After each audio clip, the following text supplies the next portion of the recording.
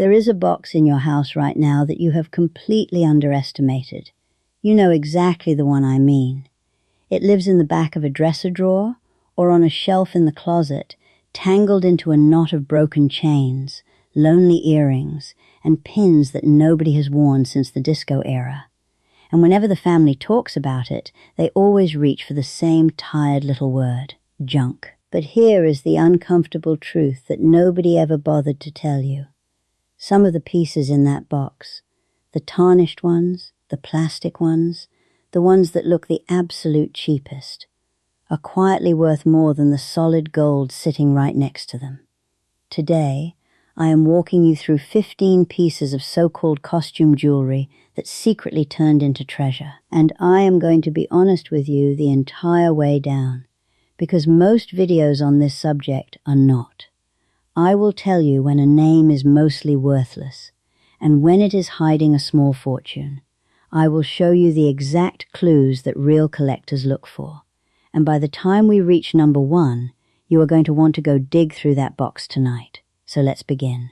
Number 15, Sarah Coventry. I am starting right here on purpose, and I am starting with an honest one, because the odds that you own a piece of this are frighteningly high. If your mother or your grandmother came of age in the 50s, the 60s, or the 70s, there is almost certainly Sarah Coventry somewhere in your home. I would very nearly bet on it, and here is why it is everywhere. Sarah Coventry was never sold in stores. It was sold at home parties. Those cozy evenings where a neighbor spread velvet trays across the kitchen table, put on a fresh pot of coffee, and the whole street came over to try things on and gossip. It poured into American homes for decades. So let me be straight with you, the way I promised. Most Sarah Coventry is worth somewhere between $5 and $50. Big mixed lots often sell for well under $100. This is not the jackpot that the clickbait crowd desperately wants you to believe in. But there is a real exception hiding in the pile. The pieces that collectors actually chase are the ones dripping with that shimmering aurora borealis finish. The rhinestones that flash rainbow colors the moment they catch the light. And a handful of special hostess sets, the ones given only to the women who hosted those parties, were sometimes dreamed up by the very same design hands behind far more valuable brands you will meet later in this video. So do not throw the Coventry away. Sort it first, because one line in that stack can quietly pay for all the rest. Number 14. Lisner. Now, if Sarah Coventry is the name your grandmother knew, Lisner is the name she probably could not remember at all. And that forgetfulness is exactly where the opportunity lives. Lisner made bright, cheerful, wonderfully wearable jewelry, and for a long time it was dismissed as pure $5 filler. But two things have quietly changed the game for this brand. The first is a material they used called moonglow. Picture a stone that seems to hold a soft, milky light deep inside it, glowing as if there is a little moon trapped under the surface. When Lisner set those moonglow cabochons into leaf brooches and matching sets, they created something that looks far more expensive than it ever cost. The second is their autumn leaf designs. Flowing, sculptural pieces in warm ambers, deep greens, and burnt oranges. The plain single pieces still sell cheap, often $10 to $30. But complete, matching moonglow or leaf sets in perfect condition have quietly climbed into the low hundreds, and demand keeps rising because these were made to be worn, which means most of them got worn to death and thrown away. So if you find a glowing, jewel-toned set with a little cursive Lisner signature, do not price it like garage sale plastic. That soft inner light is worth a second look. Number 13, Coro and the Corocraft Duet. Coro was one of the largest costume jewelry makers the world has ever seen. It ran for the better part of a century, and it flooded American jewelry boxes by the millions. So I will give you the same honest read I have been giving you. The vast majority of plain Coro is exactly that. Plain. A few dollars a piece. Nothing to write home about. But Coro did a few things that make serious collectors lose their composure entirely, and you need to know all three. The first is a brilliant little invention called the duet. It is 2 separate dress clips that snap into one central frame, so you can wear it as a single dramatic brooch or pull it apart into a matching pair. When you find one still working, with both clips intact and the mechanism snapping cleanly, the price leaps straight into the hundreds. The second is Coro's Jelly Belly figureals, small animal pins built around a clear, rounded center that looks exactly like a drop of glass jelly in the creature's little body. Collectors adore them. And the third, write this one down, is a top-tier Coro line called Vendome. Vendome was Coro's luxury label, and it is a completely different animal. Rich Aurora Borealis crystals, hand-set beadwork, gorgeous sculptural design. A signed Vendome set can sell for many hundreds of dollars, and the best pieces push into the low thousands. So when you are sorting a pile of common Coro, you are really hunting for that one Vendome signature hiding at the bottom. Number 12, Napier. Here is a name that most people walk right past, and it happens to be one of the oldest jewelry companies in all of America. Its roots reach back into the 1800s. That heritage matters, because Napier was never really cheap junk. It was well made, and increasingly, the market is remembering that. In the 1930s and 40s, Napier produced striking Art Deco designs, and crucially, a lot of it was made in solid sterling silver, not thin-plated base metal, clean geometric lines, bold modern shapes, real weight in the hand. But the piece that turns collectors' heads is the Napier snake necklace, a heavy, articulated serpent that coils around the neck and moves like the real thing. It is dramatic, it is unusual, and good examples have sold for several $100s and up. They're figural and novelty pieces, and anything in signed sterling from the Deco period are climbing steadily. So if you pick up a Napier piece and it feels genuinely heavy and well built, check for a sterling mark. That single word can multiply the value many times over. Number 11, Hobe. Say it with me, Hobe. It sounds like poetry, and the jewelry lives up to it. The Hobe family called their creations the jewels of legendary splendor, and for once, the marketing was not lying. This was some of the finest costume jewelry ever made in America. Intricate, hand-assembled filigree, delicate wirework. Real semi-precious stones set into designs so detailed they look like tiny woven gardens. And here is the part that makes this brand special. Hobe actually supplied jewelry to Hollywood and to the stage, so when you hold a piece, you are holding something built to be seen under bright lights by demanding eyes. Because the craftsmanship is so high, prices reflect it. Fine signed Hobe pieces regularly sell from the low hundreds and the most elaborate parures. A matching set of necklace, bracelet, brooch, and earrings have reached well into the thousands at auction. The signature is often a small, elegant script. If you see that name on the back of something impossibly intricate, you are not holding junk. You are holding legendary splendor. Number 10, Weiss. Let me tell you about a man named Albert Weiss, because his whole idea is the reason this brand belongs on your radar. He built his company on one almost rebellious belief, that a working woman deserved to sparkle like a movie star without paying a movie star's price. And he backed that belief up with genuine, high-grade Austrian crystal, the same class of stone you find in far more expensive jewelry. When you hold a good piece of Weiss up to a lamp, it does not throw that dull, flat, plastic glint of throwaway costume junk. It throws real fire. The snowflake brooches are the signature, icy, symmetrical, and stunning. But collectors especially hunt 2 things. First, his figural Christmas tree pins, which have become genuinely collectible seasonal treasures. And second, his japanned pieces. Jewelry set in a deep black metal that makes smoky and colored stones glow like dark jewels. Solid, signed Weiss pieces routinely sell into the hundreds of dollars. And here is the line that makes collectors quietly smile. A well-kept Weiss brooch can genuinely be worth more than the thin 10-carat gold chain lying beside it in the drawer. because sometimes the sparkle simply wins. Number 9, Kramer of New York. Now we get into the hidden connections, the kind of secret that makes this hobby so addictive. Kramer of New York made beautifully crafted rhinestone jewelry, gorgeous stuff, high quality. But that is not the reason you need to know this name. Here is the reason. When the House of Dior wanted to sell costume jewelry to American women, they did not make it in Paris. For years, a huge amount of the Dior-marked jewelry sold in the United States was actually made right here, by Kramer. Let that sink in. The same workshop, the same hands, the same quality of stones. Some pieces went out wearing the world-famous Dior name and command serious money.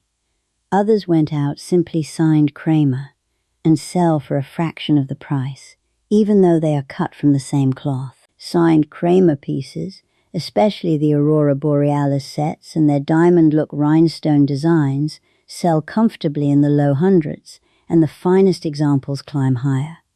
You are, in effect, buying near Dior quality for a fraction of the Dior price. That is exactly the kind of clever value a smart collector loves. Number 8, Boucher, Marcel Boucher. Before Marcel Boucher ever had his own company, he learned his craft in one of the greatest jewelry houses on earth, Cartier.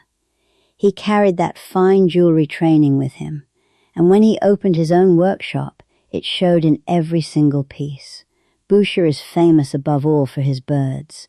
Vivid, enameled bird, brooches, wings spread mid-flight, so full of life they look ready to leap off your lapel. His bird of paradise designs are legendary among collectors.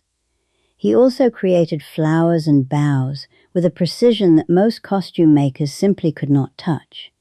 Now, here is how you identify one, because this is the fun part. Look for a little symbol on the back, a Phrygian cap, a soft pointed hat, sometimes paired with the initials meters B.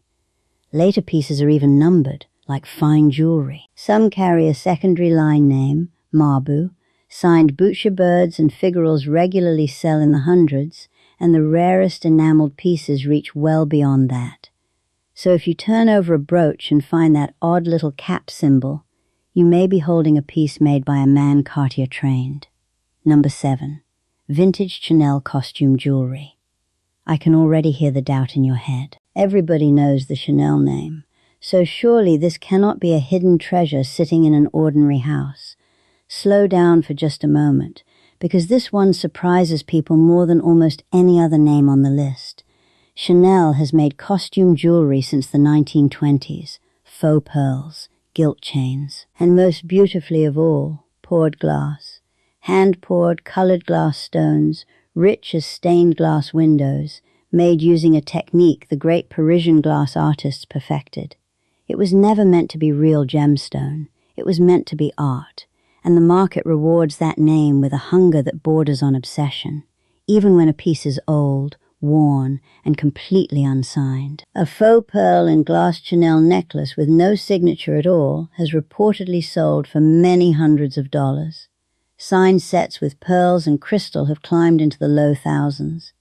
Sit with what that means. A necklace made of glass and metal.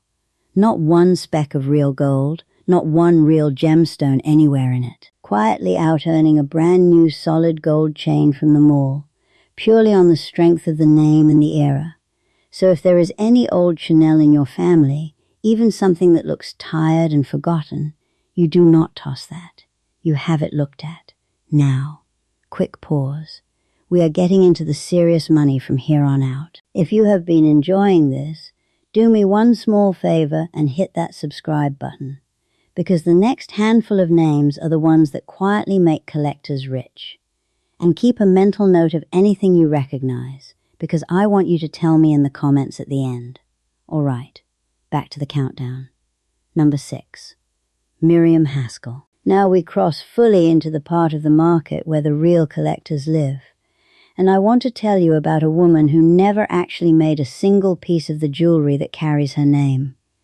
Miriam Haskell did not sit at a bench with pliers. What she did was hire the finest hand wirers in New York City. artisans who threaded tiny faux pearls and glass beads onto delicate filigree backing, by hand, one bead at a time, until each piece looked less like an accessory and more like a small woven garden. The plating was a soft, warm, antique gold tone that collectors can spot from across a room. That craftsmanship is why beaded Haskell sets have climbed from the high hundreds into a couple of $1,000s at auction. But here is the trap, and it is a cruel one for the people who inherit it. So much of her early work is either unsigned or marked only with a tiny horseshoe-shaped plaque that is incredibly easy to miss. So families look at a stunning, handmade pearl piece, see no famous stamp, and label it plain old no-name costume. They price it at a yard sale for $2, so learn what the filigree and the hand wiring look like. Because with Haskell, you identify the treasure by the craft, not by the name on the tag. Number 5. Schreiner of New York. This is a name most people have never heard in their lives, and once you learn it, you will never look at a rhinestone brooch the same way again. Henry Schreiner did something almost nobody else dared to do. He set his rhinestones upside down. Instead of the flat, faceted top facing outward, he set the pointed back of the stone facing you, so the light bounces in a completely different, deeper, more mysterious way. Collectors call them inverted stones, and they are Schreiner's fingerprint. He was fearless with color, clashing, unexpected combinations that somehow work perfectly. His ruffle pins, with layered petals of stones curling upward, are absolutely iconic. And his construction is unusual too, built with a hook and eye system rather than simple glue. Schreiner made pieces for top fashion houses and for the pages of Vogue, and yet, like so many of the best, much of it went out unsigned. That means his brilliant, museum-quality brooches constantly end up in $5 bins, sitting there while the seller has no idea what they are holding. Signed Schreiner sells in the hundreds, and the rarest ruffle and inverted stone pieces reach well into the thousands. Learn the inverted stone. It is one of the most rewarding secrets in this entire hobby. Number 4. Joseff of Hollywood. Now this one gives me chills, because this is the jewelry that the movies actually wore. Eugene Joseff supplied the dazzling jewels for hundreds of classic Hollywood films. The crowns, the necklaces, the glittering pieces you saw on the biggest stars of the golden age of cinema.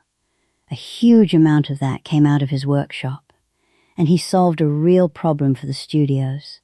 Ordinary jewelry sparkled too harshly under the powerful film lights and washed out on camera. So Joseff invented a special matte, antique finish, often called Russian gold, that glowed warmly instead of glaring.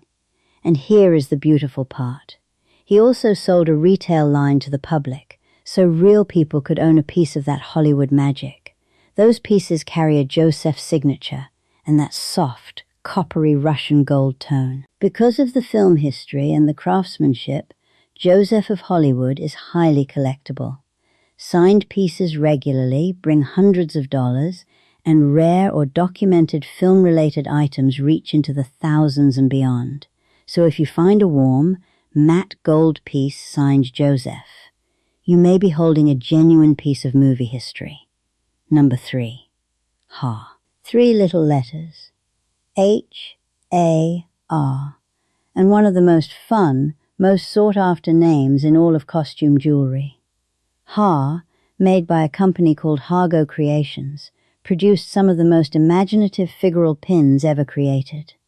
Their most famous design is the Enchanted Genie, a smiling genie face with a textured, lava-like finish and glittering aurora borealis stones for a turban. Then there are the dragons and the coiled cobras, all built with that same wonderfully weird, exotic look. These were made for only a short window in the late 50s and early 60s, which means they are genuinely scarce. And scarcity, combined with how instantly lovable these designs are, has pushed prices up dramatically. A single Ha genie or dragon pin in good condition can sell for several $100s, and a complete matching set. Pin, bracelet, and earrings. has reportedly climbed into the low thousands. For a fanciful little genie face, that is astonishing money. So if you ever spot a strange, textured genie or a coiled dragon in a junk lot, turn it over and look for that tiny hair signature. It could be the most valuable thing in the box. Number 2. Bakelite. I saved one of the most shocking sleepers of all for the number 2 spot. And I need you to prepare yourself, because this one is just old plastic. That is what everyone calls it. That is why they throw it out. And that is exactly why it is one of the best-kept secrets in this entire market. Bakelite was one of the world's first true synthetic plastics, made from the 1920s into the 40s. And here is the crucial part. Nobody makes it anymore. The supply is frozen forever, and it only shrinks as pieces get broken and tossed in the trash. Plain Bakelite bangles sell for roughly $30 to $100, but deeply carved, laminated, polka dot, and multicolor pieces climb well into the hundreds, and one extraordinary carved Bakelite cuff reportedly sold at a New York auction for thousands of dollars, many times over its estimate. Let me hand you the tests that real collectors use, so you can check tonight. First, rub a hidden spot hard with your thumb until it turns warm, then smell it. Genuine Bakelite gives off a sharp chemical odor, a bit like formaldehyde. Second, dab a hidden spot with a metal polish or a household cleaner on a cotton swab, and if the swab comes back stained yellow, you may be holding the real thing. The colors to hunt are the warm ones, that glowing golden apple juice and rich, creamy butterscotch. Old plastic worth more than gold is not a gimmick. It is simply true. Number 1, Trifari, from the Alfred Philippe years.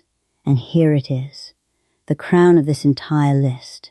And I mean that word crown quite literally, because the mark stamped on the back of these pieces is a tiny little crown. Trifari's genius designer through the 1930s, 40s, and 50s was a man named Alfred Philippe. And Philippe came out of the world of genuine fine jewelry. He had worked for the great houses, so he built Trifari to do something deliciously bold. He deliberately imitated the giants, like Cartier and Van Cleef, recreating their looks in rhinestone and glass, which means your grandmother's so-called fake brooch was quietly impersonating pieces worth 100 times more. Everyday signed Trifari runs from around $50 up into the hundreds. But 2 lines are where the real fortune lives. The first is the jelly belly. Small animal pins built around a clear, rounded lucite center that looks like a glistening drop of jelly in the creature's belly. A jelly belly fish, or bird, or frog can be a very serious piece. The second is the carved glass fruit salad. Jewelry set with tiny hand-carved glass leaves and berries in ruby red, sapphire blue, and emerald green, imitating the famous carved gem style of the finest jewelers. And a single Trifari fruit salad clip from the 1930s has reportedly sold for around $5,000. Think about the poetry of that for a moment. A piece created on purpose to look fake, made of glass and base metal, now selling for the price of a used car. All because one brilliant designer decided that ordinary women deserved to wear the illusion of Cartier. That crown mark is the single most rewarding thing you can find on the back of a piece tonight.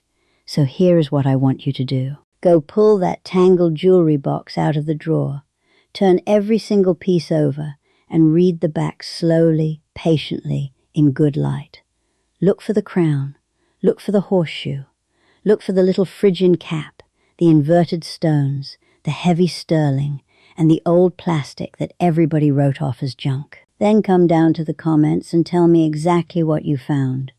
The names, the marks, the mystery pieces you cannot identify. I read them, and I promise you, somebody watching this video right now is about to discover they have been sitting on a small fortune this entire time. If this opened your eyes, subscribe before you start hunting, and I will see you inside the next one.